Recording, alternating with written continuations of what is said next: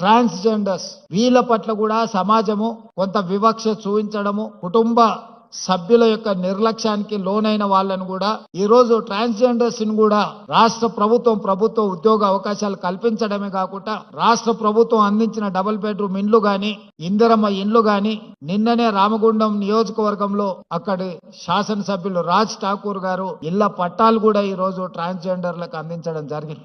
వివిధ శాఖల్లో వాళ్లకు ఉద్యోగ ఉపాధి అవకాశాలు కల్పించి ఈ రోజు వాళ్ళ అభ్యున్నతి కోసం కూడా ఈ వేదిక మీద నుంచి నా సహచార మంత్రివర్గ సభ్యులకు నా విజ్ఞప్తి, రాబోయే మున్సిపల్ ఎన్నికల్లో ఎక్కడైతే కార్పొరేషన్స్ ఉన్నాయో ఆ కార్పొరేషన్ లో కోఆప్షన్ కార్పొరేటర్స్ గా మనము నామినేట్ చేసే అవకాశం ఉంది. అందులో ప్రతి కార్పొరేషన్ లో ఒక ట్రాన్స్జెండర్ కి కార్పొరేటర్ గా నామినేట్ చేస్తే వాళ్ళ ప్రాతినిధ్యం కూడా చట్టసభలలో అవకాశం ఉంటుంది. భవిష్యత్తులో వాళ్ళ సమస్యల గురించి మనం మాట్లాడడం కాదు, వాళ్ళ సమస్యల గురించి వాళ్ళే మాట్లాడే ఒక హక్కు వాళ్ళకు వస్తుంది. తప్పకుండా రేపటి మున్సిపల్ కార్పొరేషన్ ఎన్నికల్లో ఎక్కడికక్కడ కార్పొరేషన్ లో కనీసం ఒక్కరినన్నా ఈ థర్డ్ జెండర్ వాళ్ళను మనం కార్పొరేటర్లుగా నామినేట్ చేసి అక్కడికి పంపిస్తే, ఈ రోజు మైనారిటీ కోటాలో మైనారిటీస్ మనం కోఆప్షన్ తీసుకుంటున్నాం. ట్రాన్స్జెండర్స్ కూడా మనము కోఆప్షన్ మెంబర్స్ గా ఈ కార్పొరేషన్ లో పంపిస్తే వాళ్ళు వాళ్ళ సమస్యల మీద మాట్లాడుకోవడమే కాకుండా మాకు కూడా ఈ సమాజంలో మేము భాగస్వాములము,